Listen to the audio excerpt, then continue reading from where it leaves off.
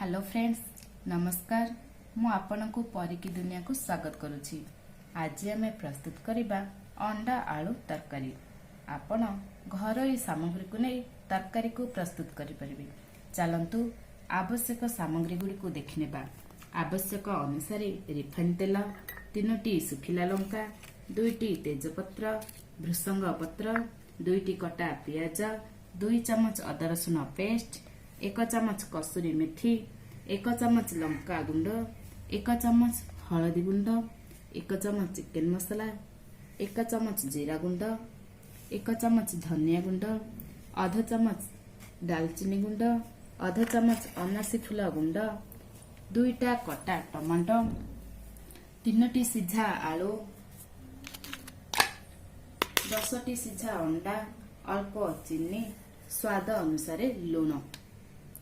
चलंतु प्रस्तुत करिबा अंडा आलू तरकारी।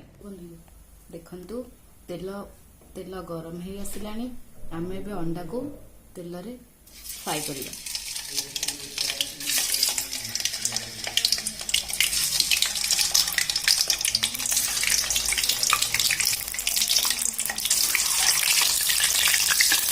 देखंतु अंडा ब्राउन कलर हे गलानी। एथरा आमे आपको बाहर कर देबा। देखंतु तेल गरम हे गलानी। आमे अल्प चीनी देबा। चीनी पकेवा द्वारा तरकारी रो कलर टा आसी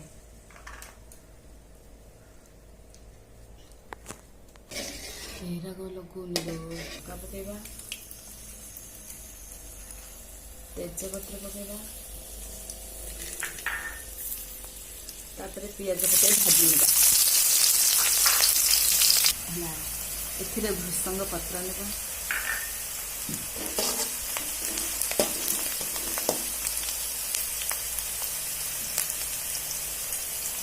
अल्प लुण नेबा एवं पियाज को भल भाव घाटी देबा।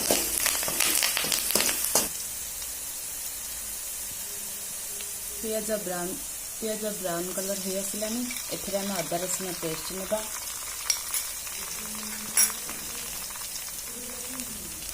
हलदी गुंड नेबा,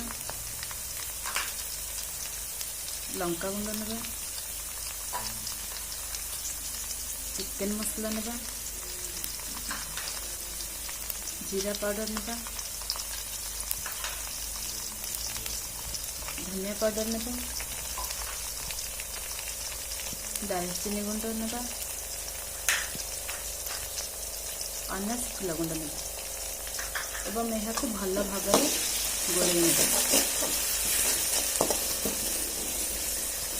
मसला कषि आसिलानी। एथरा आमे टमाटो पकाइबा। टमाटो को भल भाव भाजी नेबा।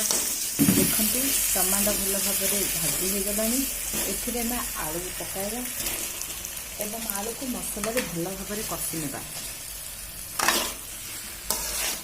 देखंतु आलू भल भाव भाजी हो गलानी।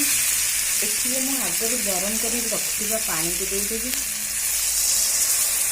आपण जेतिकी मात्रा रे झोल करबा को चाहंतिबे सेतिकी मात्रा रे पानी दे परिबे। एबे आमे आकु फुटाइबा पई किछि समय छाडी नेबा। देखंतु अंडा फुटी आसिलानी। एबे आमे अंडा को पकाई देबा।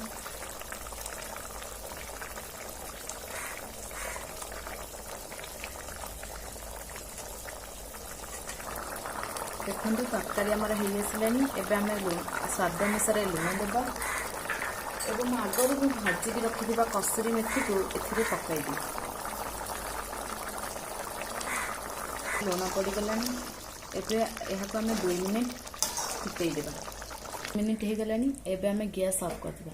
एबे हमर प्रस्तुत हे गला अंडा आलू तरकारी।